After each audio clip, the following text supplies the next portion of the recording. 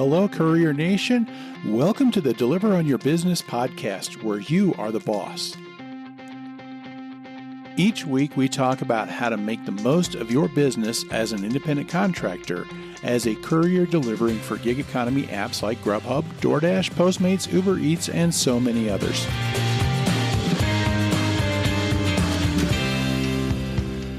Well, hey, Courier Nation, welcome back one more week for the Deliver on Your Business podcast. It is good to be back. It is good to have you back. I'm looking forward to another week here on the podcast. So this week, football season just started, and I'm curious how things went for you. It did make things a little bit busier here in the Denver market. I thought it would be a little busier Monday night because they had a Monday night game, and now that you got...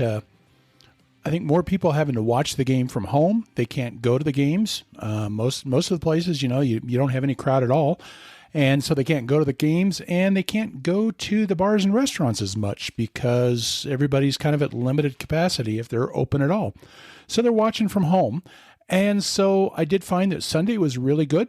A lot of people ordering in for, I'm assuming, watching football on Sunday or whatever else they're doing. And Monday night was not too bad until it was like about 8 o'clock, 15, 20 minutes after the game started. And all of a sudden it got very slow. And that's unusual for my area usually during a Broncos game. They're usually pretty good through most of the game. But anyway, I'll be curious to see what that's like going forward. We're going to dive into today's topic here. We're going to talk about contract violations, about people getting emails about fraudulent activity, about being deactivated by, all of these companies, Doordash, Grubhub, Uber Eats, all seem to be kind of cracking down on a lot of things here.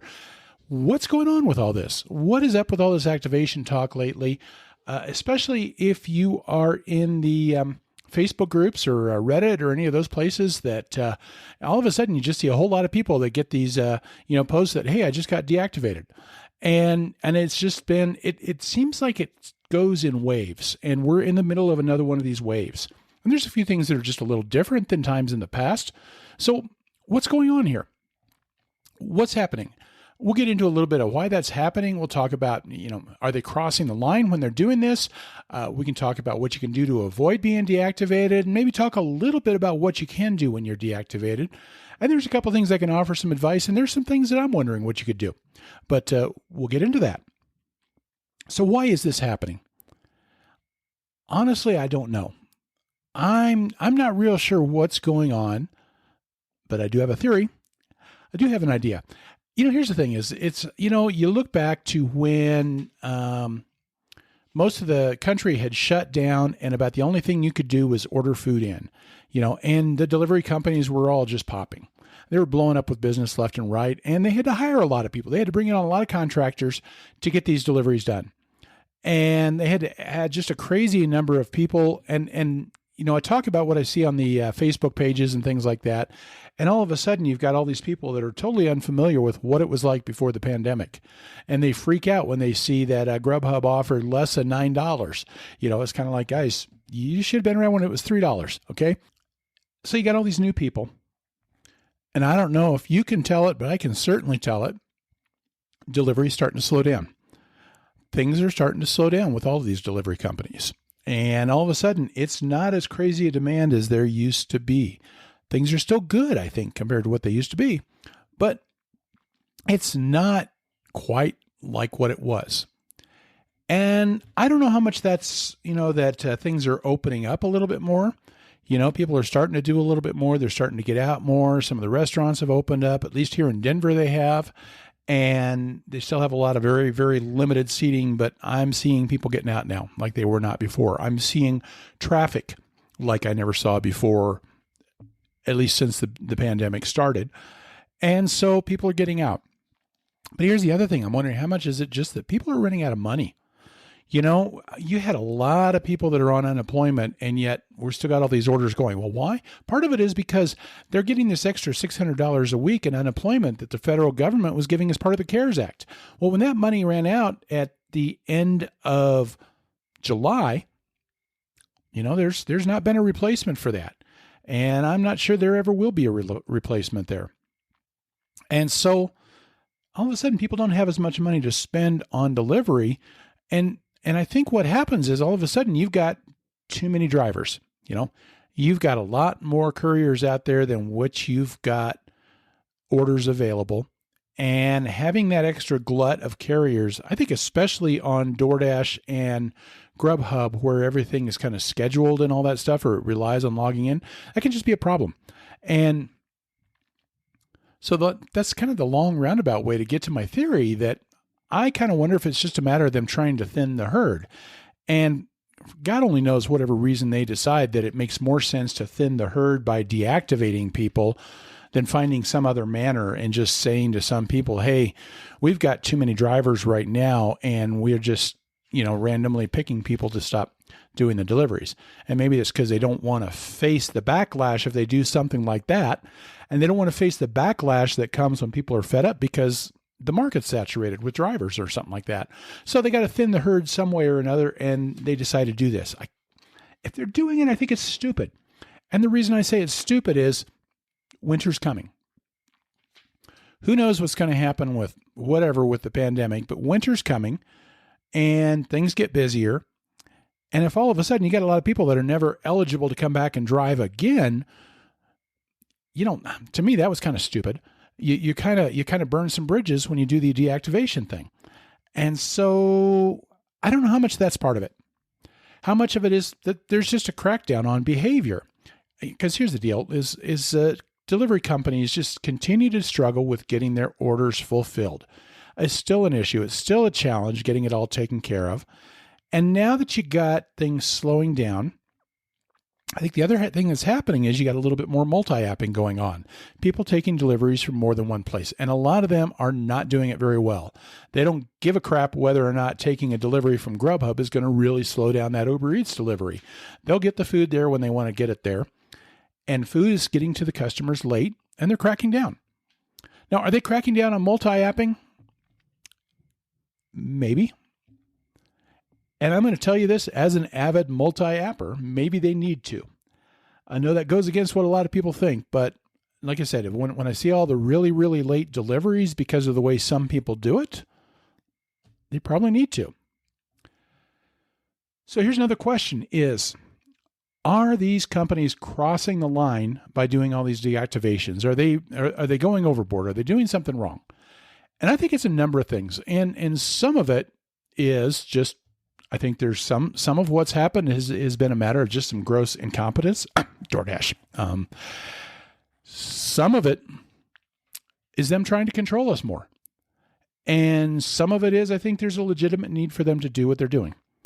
And so I think it just kind of depends on the different types of things, the different kinds of deactivations. I think what I find interesting is how they've changed a lot of the terminology lately. I'm seeing some of these companies, they're throwing around terms like fraudulent activity, and they're talking about contract violations. And this whole thing is a game, It is a game with them. They want to maintain being able to use independent contractors. But there's a line that they cannot cross when they use contractors. They cannot control the work. So they've got to phrase things just right to make it look like it is a contract relationship, even though it really turns out, in a lot of cases, them just trying to control us. And so they come up with new terms. And extremely late deliveries now are a contract violation, or they even call it fraudulent activity. And so let's talk about some of the different types of deactivations that I'm seeing going on. And I'd love to hear from you about any others that maybe I'm missing, okay? Leave a comment over on the related blog post over at entrecourier.com/89.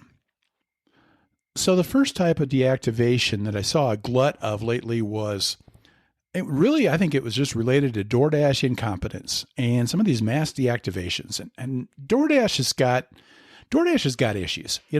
They've got, and it's all tech issues. And I think it's all Doordash trying to do things on the cheap. And so they rely on the computers, but they don't do a good job with how they set the computers up. And it just really messes things up from time to time. And recently we saw something that really kind of came out of that. And this is one of the things where I think it really is part of them trying to thin the herd. It was just watching this behavior by Doordash in particular. And one thing that happened is all of a sudden I saw a lot of people that were reporting that they were deactivated and the reason given was they said it was referral fraud or defrauding the referral system. DoorDash pays out a referral fee if you get somebody to jump on and do deliveries. And I do think people do kind of take advantage of that. But what happened is you have people then that said they never got referred by, they never referred anybody, or the only referrals they ever did were very close friends or family, which is who this referral program is really intended to be for. And a lot of people, though, what happens is they reported that they appealed the deactivation, and right away, they were, you know what, there was a mistake on our part, or there was a glitch in the system or something like that, and they were reinstated. And this is just so DoorDash. There's a glitch in the system. But, this is coupled with something else that I've seen going on, and that is that there have also recently been a lot of people that are deactivated because their background check came back bad. Well, it was all on things that happened several years ago, and they've been through background checks before, and it's just weird, isn't it, that if it wasn't an issue when they signed on as drivers, how could that same thing be enough for them to get deactivated now? And that's where I kind of start getting this little conspiracy theory going, because what that tells me then is they've got to thin down the number of people there. And so they tighten the parameters. And more than likely what they did was they ran their computers through, checked everybody's profiles, checked all the stuff on the background stuff. And then they found out some of the people that had some things that were just borderline. And they decided, okay, we're going to run background checks on them again because we've got an excuse to deactivate them now. Like I said, I think that's just them trying to kind of thin down the number of drivers. I think it is short-sighted. I think it is something that they're trying to do to avoid some of the controversy that comes with just saying, hey, we're just going to pause some of these folks or something like that. They've got to find some reason to say you did something wrong so they can get you off of the rolls, Is there something about all this stuff about some of the employment stuff?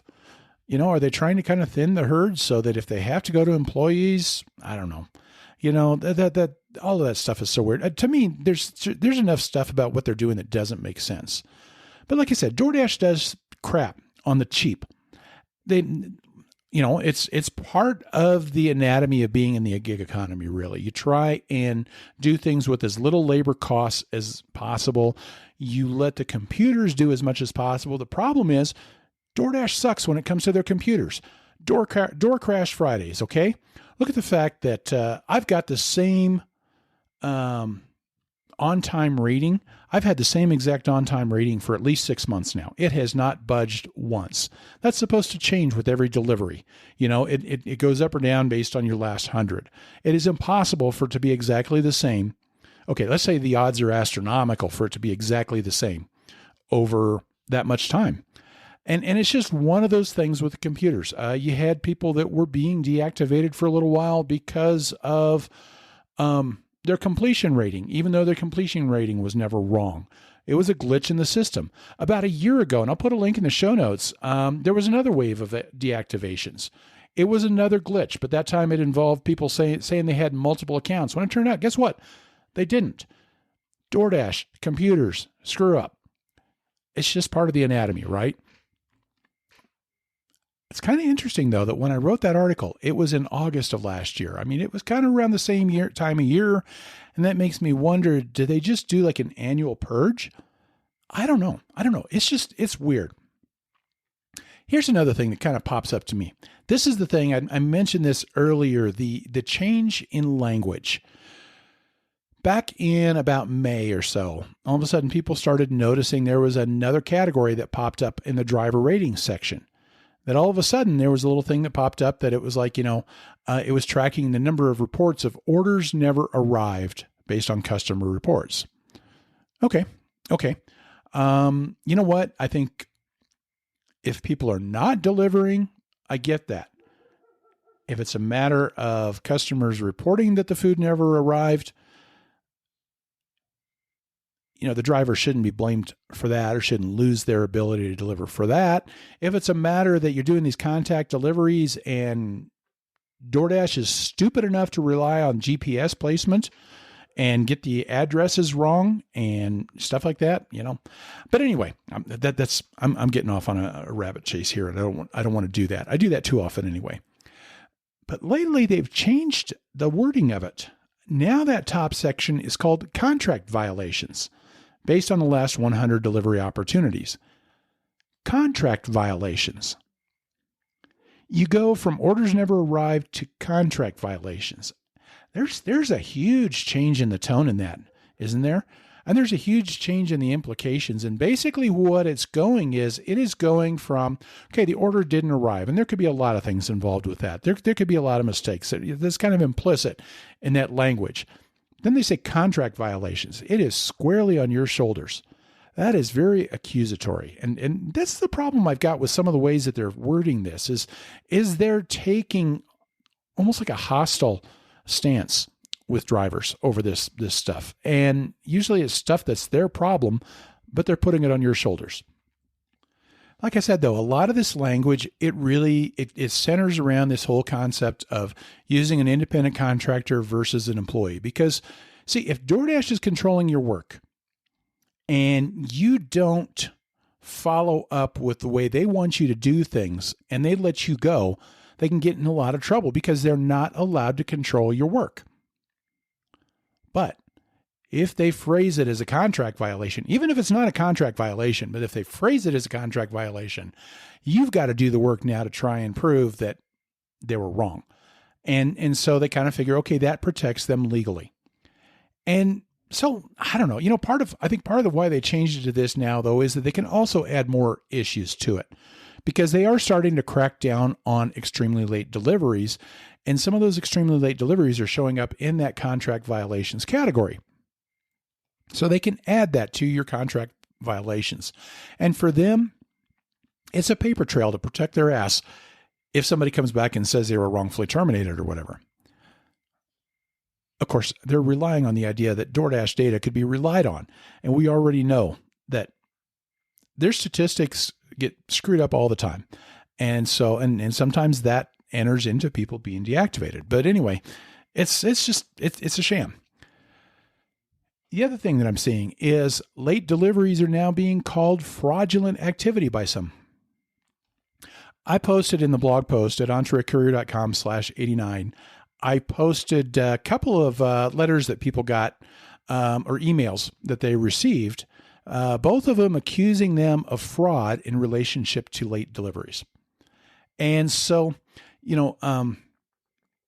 and there's one's by Uber Eats where they sent somebody and they said, hey, your recent trips have continued to take much longer than expected according to GPS estimates and the duration of other deliveries in your city.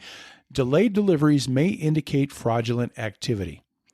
Intentionally delaying trips for fraudulent purposes violates the terms of the Courier Services Agreement.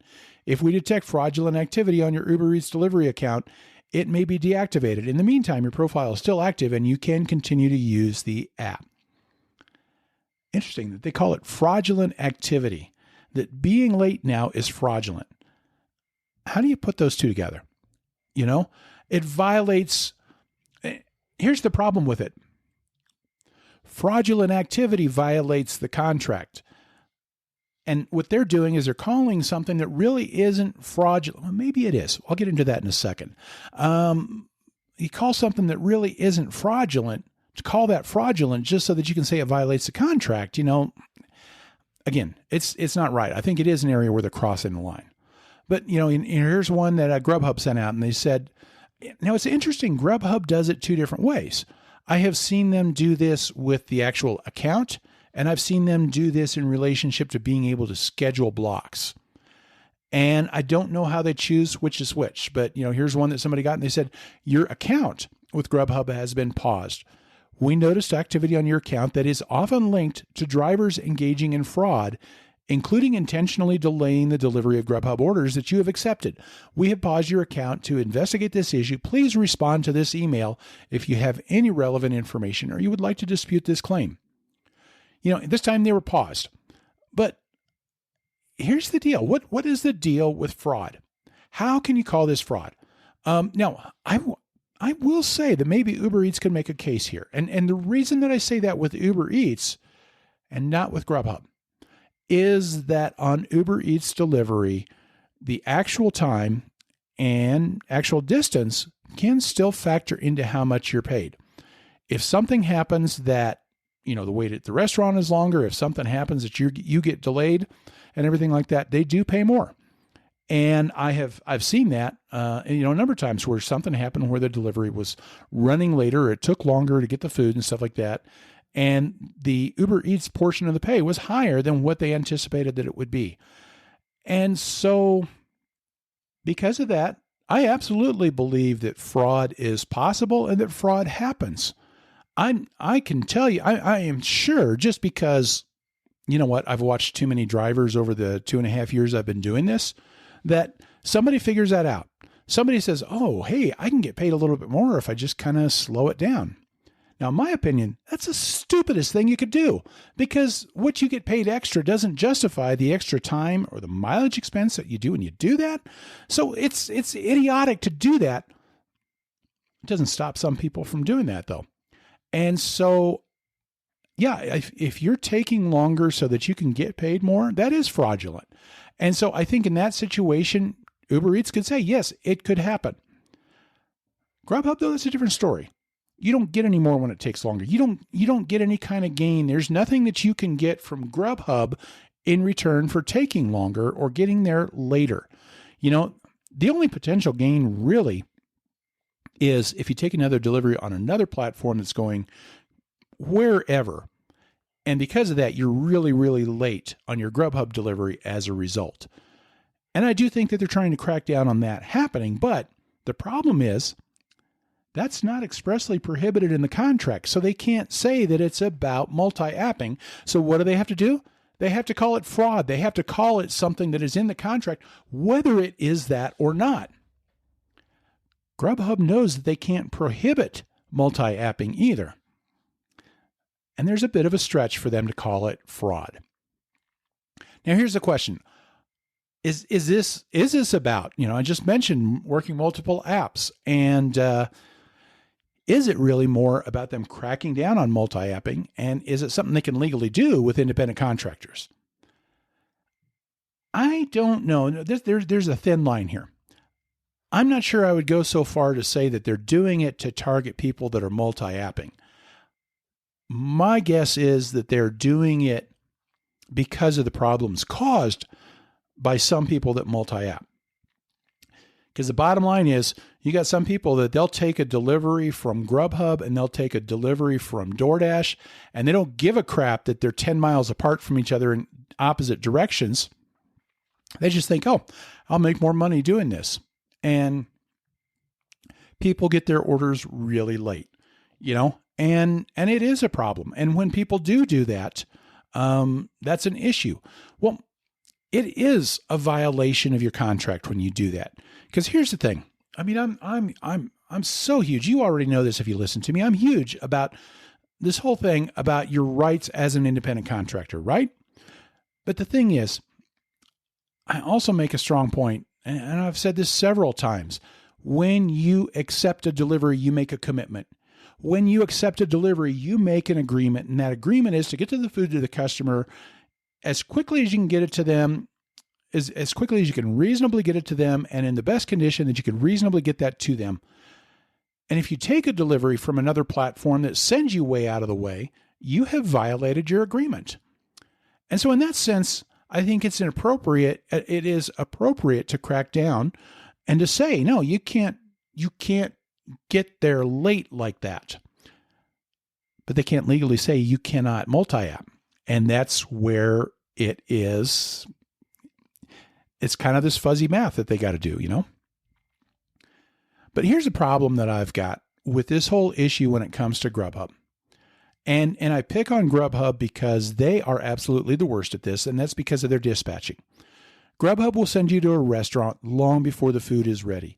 They will, if you're right by the restaurant, they will send you the order at the same time they send it to the restaurant, and they don't give a crap if you're stuck there waiting a half hour, 45 minutes. And I'm always finding that Doordash is ready. I'm always finding Uber Eats is ready. When I was doing Postmates, as long as it wasn't an order and pay, the food was ready when I got there. I don't wait nearly as much with any of those platforms. as I do with Grubhub. And with Grubhub, the waiting it's the rule rather than the exception, you know? And here's the thing I've noticed. I don't know if you've noticed this. If you deliver Grubhub, have you noticed this kind of thing here where Grubhub, sometimes they kick out this little thing where it used to be, they'd give you, get to the restaurant by a certain time. And all of a sudden I've been noticing that there's nothing there. And when you click on the restaurant, it just simply says, go immediately to the restaurant.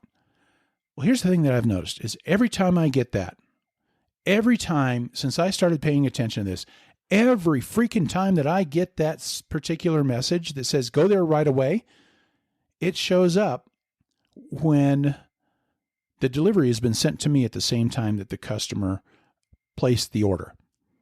It is always that if I've got that offer given to me within a minute to 2 minutes, that's when I get that message. It says, go directly to the restaurant. Well, why do they do that? Because they know that if they post a time then, and it's going to be a half hour, they know that a lot of people, and that includes me, are going to go out and do another delivery for somebody else. And they don't want that to happen. But here's the problem. When you say go directly to the restaurant, there's an implication that the food's going to be ready. And there's really kind of a contract there and that.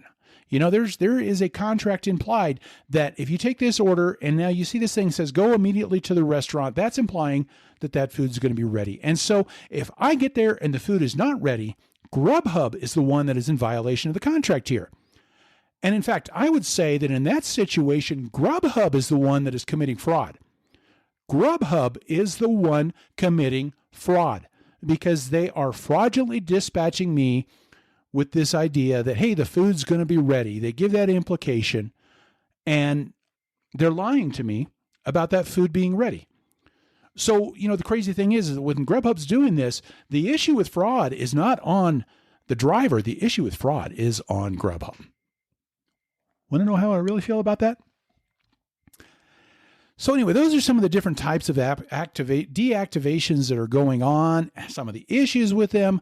I think, the bottom line is I think some of them are legitimate. Some of them are because people are just dragging their feet and they're not doing what they promised that they would do. And some of them are just incompetence on the part of the company. Some of it is just the company trying to control you rather than trying to fix their own mess, Grubhub. And so, I don't know. Here's the thing that I've seen, though, is how do you avoid these? What I have seen is it does seem like when there's been a glitch, especially with Doordash, most people have been able to get reinstated pretty quickly. Otherwise, here are the things that I would tell you to do. First of all, do not give them any room to accuse you. When you take an order, get to the restaurant. Get the food to the customer. You made an agreement to do that. Follow your agreement. If you follow your agreement, you're not likely to get deactivated, okay? Don't take multiple deliveries that take you significantly out of the way and that really slow down one or both of the deliveries that you accepted, or 3 or 4 or 5. I would go so far to say that if DoorDash or Grubhub or Uber Eats, if they stacked you with more than one delivery where it's just terribly inefficient, because they do that, you might consider canceling out on one of those deliveries as well, because we all get those, I had one time, it was 100 degrees outside, and I got it from an ice cream store, and the two customers were 15 miles apart from each other in polar opposite directions. There's no way that second customer is getting that ice cream in any kind of good condition, even with a good, well-insulated bag. And so I canceled one of them, just because there's no way that I can get that to the customer as I agreed to do, even though Grubhub's the one that sent me both of those orders, and it's just, that's one of those things that sometimes you have to kind of make the decisions yourself because they're not real good at making those decisions at times. So the bottom line is I don't accept a second delivery on another platform or even on the same platform if it's going to really screw up the delivery that I already committed to. I'm going to treat those deliveries the same way, whether it's multi-platform or single platform. And so, but that's the thing is do what you agreed to do, and you really take away a lot of the opportunities to get deactivated. Another piece of advice that I would offer you is you want to make sure you get into the right place when you're dropping off. Because here's the problem, especially with a lot of people getting deactivated because customers are claiming that they didn't get the food. Now, sometimes the customers are lying. Sometimes the customer's not lying. They did not get the food, but the courier delivered the food where they were told to deliver it. Because what happens? Have you guys had any, I'm sure you had, if you've delivered much, you've had this happen, haven't you? Where you get the address and you go to the address and it's like, no, we didn't order food. And it turns out it's somebody next door. And why does that happen? Because, they used the GPS feature. It is stupid. It is asinine for these companies to offer that feature when it comes to ordering food when you got a precise address. And it's even more asinine for them to do that when you have so many contact-free deliveries, because now you take the food to where they say to go and you leave it on the porch like they say. You send your text, you take your picture, and off you go. And guess what? If they used the GPS, if the address was wrong, whatever, sometimes the customer didn't pay attention on the address, and sometimes they didn't even know the address or something like that. If they're staying at an Airbnb, anyway. So there are times where I'm kind of like, I'm not sure this is necessarily the right address. If I've got any question, any thought at all, I'm going to call the customer and I'm going to say, hey, I just want to confirm this is the address they gave me. And I'm right there. I want to make sure I'm sending it to the right place. And it is this, brick house with the blue awning or whatever. And so there are times that I just want to make sure that I've got the right place. Another thing you can do is be more selective on what offers you do take.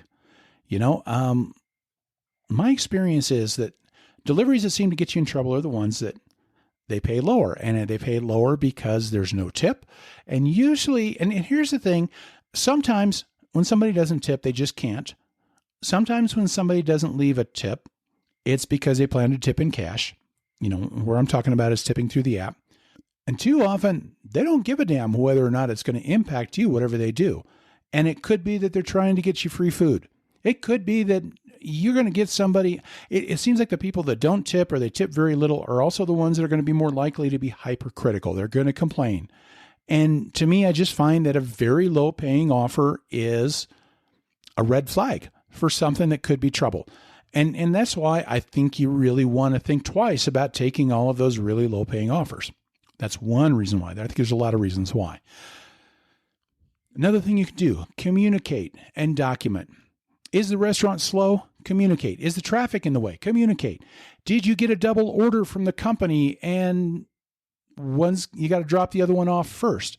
Communicate. Are there issues with the instructions that they gave you and you're having trouble finding the place? Communicate. As long as you're communicating, letting them know what's going on.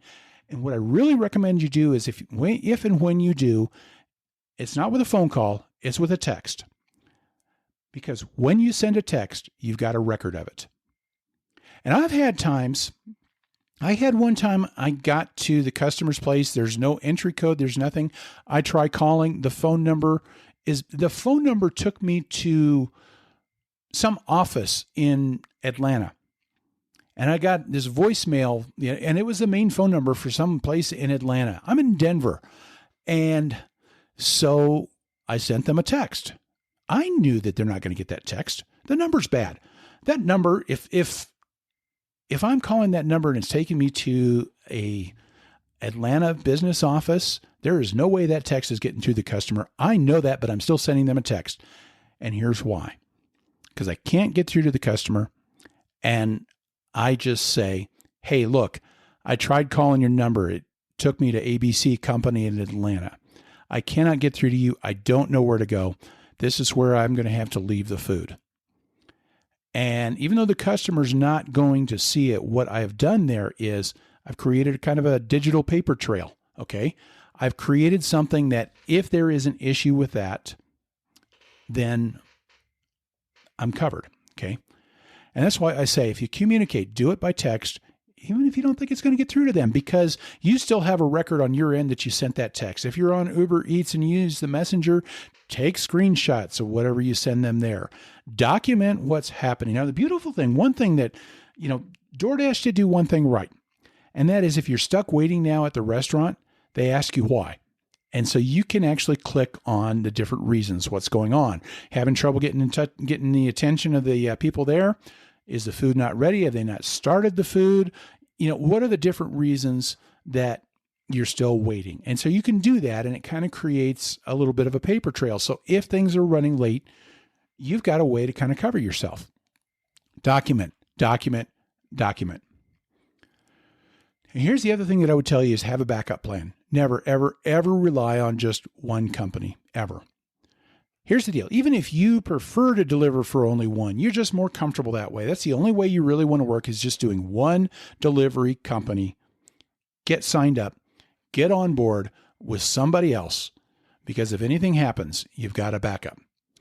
Do at least enough deliveries just to make sure, even if it's just like pulling out a delivery maybe every 3 or 4 weeks, just to make sure that you're still, good with them or something like that. Get signed up with somebody else, because there are times that something happens out of your control and you want to have something that you can pivot to and pivot to quickly. It's also brilliant if you're on Doordash to be on something else, because the app crashes all the time and you want to be ready for that. If you're thinking of signing up for someone else, shoot me an email. Email me, ron@entrecourier.com, and let me know that you're thinking about that, because I can walk you through some options. I've got some referral options that could help you out as well. And a lot of times there's some bonuses with it. If I get paid for a referral, I'm glad to, do something to split that up with you if you complete what needs to be done with that. So get in touch with me. And if there's something that I can do or something I can point you to, I can help you out there. Okay. Now, here's the last question. And that is, what happens if you are deactivated? You got to respond, and you got to respond quickly. Get back to them right away. Be professional, be polite. Don't cuss them out. Don't get accusatory or anything like that. Be professional. Approach the response from their viewpoint. Hey, I see why this would be a problem for you, but this is not what I did, and this is why, Get back to them quickly, though. Now, here's the problem. Sometimes they don't tell you what your violation is. We just noticed some things that look like it could be fraud, so we've paused while we investigate it. That's crap.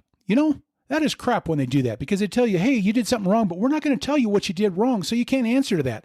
And oh, by the way, if you got any information that might help us with this investigation, let us know. But oh, by the way, we're not telling you what you did wrong. That is a bunch of crap. And that's the kind of thing that I think, man, you know what? If you challenge them in court with something like that, there's no way they could stand up. I would not think anyway. I wish I was more of a lawyer to be able to say for sure. But the problem is, is it worth going to court over stuff like that? And what can you do? I don't know. But anyway, we'll get to that in just a minute. But the hard thing with all these companies is there's no longer somebody that you can just go to in order to just get it right, to get it fixed. And so really the closest thing to an alternative right now is Uber Eats and their green light hubs. DoorDash, they give you a link and you appeal there. And it just says, send us information that you don't even know what you did wrong half the time. And so how do you appeal? How do you answer to an accusation that you don't know what the accusation is? Grubhub, you can reply to the email. And like the person that I mentioned above that got the little message from Grubhub, he just responded to the email. And there's also a form. I'll have a link in the show notes and up on the associated blog page. The Grubhub actually did come up with this form that you can really go to for just about any kind of issue. And depending on how well they respond to it, could actually be pretty helpful, and is probably the approach that they're doing. What they're doing is they're bringing all their specialists together more like in a team. And it's almost like a call center. You submit the request in the form, and then they just send it to the next available person. They work on that particular request, and they move on to the next one. That might actually be more effective than relying on a driver specialist who is just extremely overwhelmed, And so maybe that's a good thing, but, you can kind of respond to them. But that is the thing, is that they're moving away from this driver specialist model where you used to have a person that you could talk to when there was an issue like that. Now, here's the thing. When you respond, if you know what it was that prompted that incident, you want to go back to that incident and you want to think about everything that you think might have happened. And when you respond, just provide, hey, this is what happened. I think that this might be related to this delivery from such and such a place. And the restaurant was extremely late. And I did contact the customer, say, hey, we're going to run late.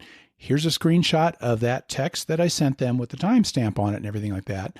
And, you've got your documentation. If you've got that, anytime, that's why I say document. If you think anything could be used, document. Here's a beautiful thing that you can use. Anytime on deliveries, if you use Google Maps at all, you can go into your timeline and you can see just where you were at a particular time. That's more documentation.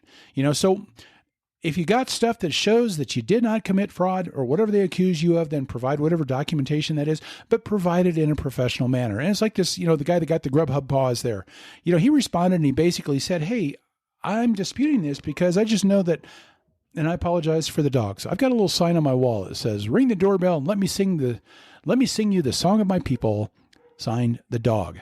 Well, my dogs in the background are singing the song of their people right now. Hopefully it's not too loud here on this. This mic's pretty good at keeping out most of that. I hope it is.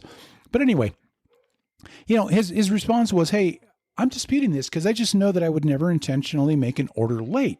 My time is just too important, and so is my business relationship with you. So please, could you let me know, though, what might have indicated what I was doing so that I can know what to look for? Now, right away, that person was reactivated within hours. But the response to the request was just interesting. It says, please be aware that if we receive more reports of negligence and or unprofessional conduct in the future, it may affect your ability to continue to partner with us. He replied to that and asked for details. Said, hey, I get that, but I don't understand what it was that was negligent or unprofessional. Could you let me know? No response. That's a problem. That is a problem right there, because the contracts say that when they accuse you of something, they got to tell you what it is. And especially when they deactivate you for something. But, the thing is, if they don't tell you what it is that prompted their accusation, it's just a blanket statement. Then what you've got to do is you've got to reply, and you've got to ask them, could you please tell me what it is? Could you please let me know what it was that was in violation of the contract? I need to know the specifics so that I know what not to do again. They have to let you know what is prompting that action when they deactivate you. But, and this is the thing that kind of leads me into this gray area. And usually I'm pretty firm about saying, hey, this is what you can do. This is what you should do. And I try and research it and I try and find stuff. This is an area that I still just don't know enough about. And that is the question is, what's your legal recourse? What can you do in response to that? I'm going to ask you, if you're listening, are you a lawyer that works in this area? Do you know a lawyer that works in this area? I would love to find somebody who really knows this side of things that I can talk to. I'd love to get you on the podcast or whoever it is, just to be able to provide some resources and some ideas of what can people do when this kind of crap happens. And especially when the deactivation happens without cause, without reason, and without due process, and without these companies letting you know what you did. They can't do that, all right? But what can you do about it? And that's the hard one for me to know. The problem I've got here, when I talk about, getting a lawyer, I do know that you can probably get to some of these law firms that they kind of make their living going after gig economy companies and filing lawsuits based on misclassification of employees. It's this whole employee versus independent contractor thing. And their approach is basically to sue these companies and say, hey, you owe money for wages that should have been paid because you misclassified these contractors. And the bottom line is, when they control your work and when they tell you what to do, they do misclassify you. Here's the problem. I don't like going that route. And because I am not a fan of this push to get us to be classified as employees, because I don't want to be an employee. I don't want to push us into that. And that's where I'm a little concerned about jumping on this bandwagon with some of these law firms about the whole misclassification thing. Here's my feeling. Grubhub, Doordash, Uber Eats, these companies, they're bullies. They cross the line all the time. This whole deactivation thing, it's all a thing to intimidate contractors into being compliant. But that said, there's got to be a way to enforce that line between contractor and employee without requiring us to be employees. And that's the thing I want to explore. How can you hold their feet to the fire legally without going this whole misclassification route. I mean, isn't there a way? Here's the thing that happened in California is California went after this AB5 saying these guys have crossed the line too much, and I think they have. But, so what we've got to do is we got to force them now to hire employees. I don't think that's the way you have to go. What is wrong with saying let's just enforce that relationship? Let's just enforce that part where they're not controlling and everything. Can't you do that and still keep that independent contractor relationship? So I don't know. What's the best way to go with that in mind? Is it through, do you go to arbitration? What do you do when there's no due process? And do you join a class action suit? Are there any class action suits that don't have to do with trying to force people to be hired as employees? And I don't know, maybe the misclassification angle is the one to go through because honestly, that's the one threat that has kind of beaten these companies back into submission when they've crossed the line. When Doordash was requiring acceptance rates, it was basically a settlement in a class action lawsuit that made them say, hey, we're going to change the way we do some things. So maybe that's the way you have to go. I don't know. So I'd love to find out if somebody is really good at explaining the best ways for people to handle this. But especially maybe, is there a good legal way to handle a deactivation without all the time that is involved with misclassification? If somebody's real good at walking people through, how do you handle arbitration or whatever it is? Here's the bottom line as I kind of wrap this up today. You're not an employee. This is the thing that a lot of people forget. This is the thing that I think this is a lot of the reason for the deactivations. It's a shot across the bow to say, you better behave. And so people get scared of possible deactivation. They start acting like employees, but you've got rights. They gave you those rights when they inserted the words independent contractor into your contract. And one of the rights you have is to make decisions based on how they're doing things. And sometimes maybe that decision is to say, screw it, I'm done with these guys.